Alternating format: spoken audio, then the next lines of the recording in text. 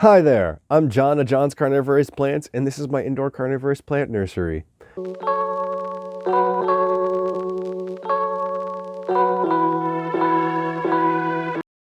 Today, I'm going to teach you how to grow Heliamphora cherry top, a hybrid Heliamphora species, which its parents are native to South America, so very exotic. In this video, you'll learn everything you need to know to grow this species in your own home.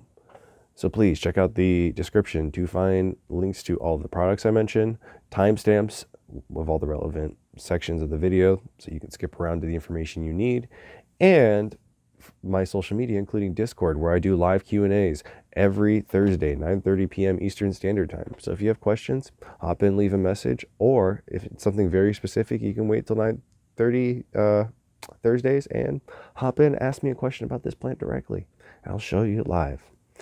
There's also a link to my nursery where you can buy one of these plants from me directly. Please like and subscribe if you enjoyed this video, and thank you so much for watching.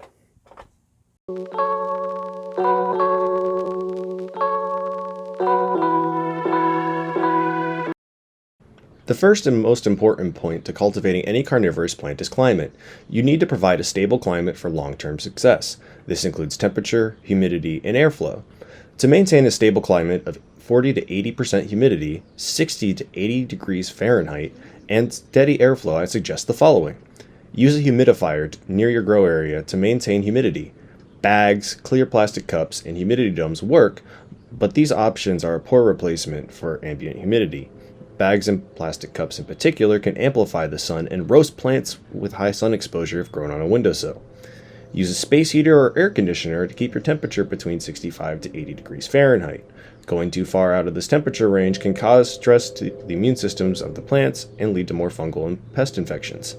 To measure your grow area's climate, I highly recommend purchasing a thermometer or humidity gauge like this one. There's a link in the description to buy one from Amazon.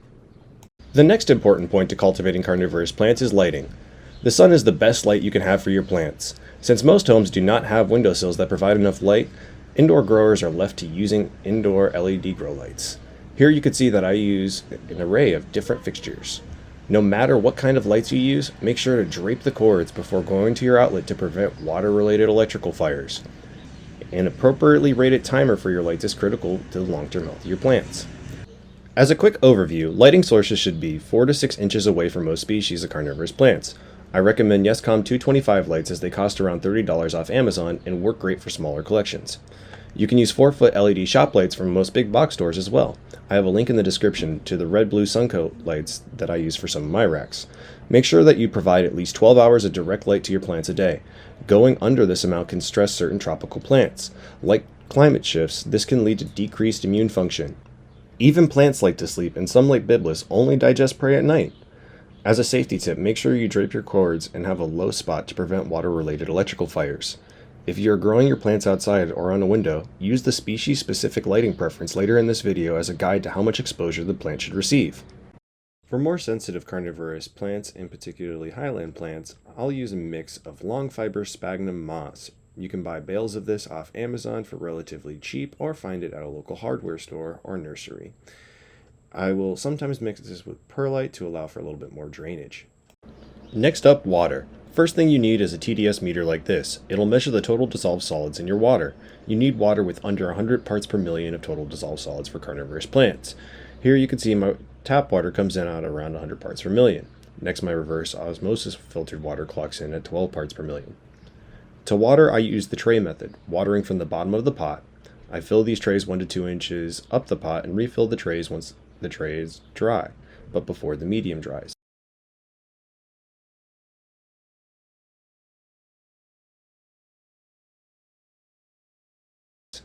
For a quick overview, make sure to have a TDS meter and only use water under 100 parts per million of total dissolved solids. Tap water is usually unusable, so make sure to test it before use. Distilled water from a grocery store, pharmacy, or other store will work. Nursery water will also work. Water from an air conditioner or dehumidifier can be used, but is not recommended for the long term. Use the tray method of watering. Make sure the water is at least 1 inch from the bottom of the pot. If the soil dries, the plant dies. Top water all plants except Pinguicula and some small Rosetta Drosera every 2 months to prevent mineral buildup, promote oxygen exchange, and prevent most fungal growth. Lastly, to fertilize or feed carnivorous plants, I use Maxi 16-16-16 fertilizer and apply it as a foliar feed. You can mix a small amount with water and use an eyedropper or pipette, but I prefer to use a mixing bottle. I'll take small amounts on a plant tag and shake vigorously to mix.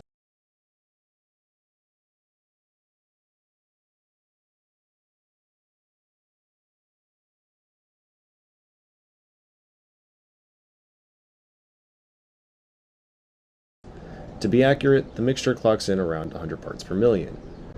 I mist the plant's foliage thoroughly for about 30 minutes before the lights go off every 2 weeks. Make sure to spray at an angle perpendicular to the pot to prevent excess fertilizer. This can cause algae growth that can be easily scraped away. Utriculata can be fed by spraying the topsoil, but back off if you see algae mats forming.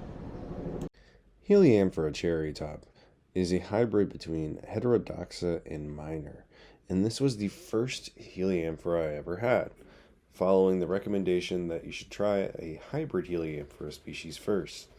And that recommendation was very well founded, as this particular cross has done very well for me and very well to many other people I have either sold or gifted this to.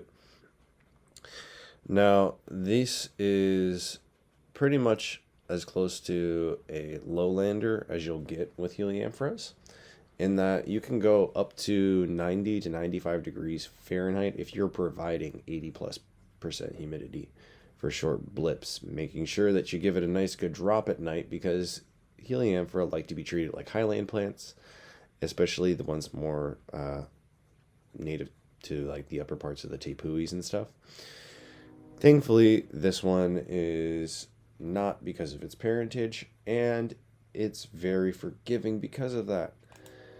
Now, they like 12 hours plus on of light, and if you give them good enough humidity, so if like you put a clear dome or a clear cup or something over top of it, and make sure you top water, because keeping these guys in a tray will make their roots rot, or I should say it really won't let them penetrate as deeply. So you want to top water them and then keep some kind of dome or something over top of them so their humidity can stay high. But do not put them in direct sunlight with a dome on, because you can fry it very quickly. Keeping all of this in mind, you should have a lot of success with this particular Heliamphora.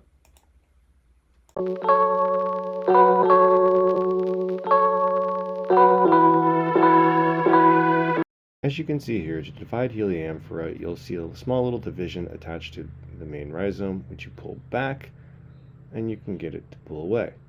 Generally, you want to have them with roots, but sometimes that's not possible, like in this case. So you just find it where it seems like it's splitting off as you uproot it, pull it back, and it'll snap off. Ones without roots will generally take a month or two to root if you leave them in long fiber sphagnum moss and give them enough humidity. Thank you for watching this far. I have links in the description to other great reference videos done by other nursery owners for the International Carnivorous Plant Society. These include a pesticide discussion from Damon of California Carnivores and a lighting presentation from Drew of Carnivoro. There's also a link to Barry Rice's Carnivorous Plant FAQ, which has been invaluable to my own learning. Once again, if you want to try growing carnivorous plants or expand your collection, check out my website. Please like this video and subscribe to my channel for more carnivorous plant content. I wish you happy growing and great success. Thanks again.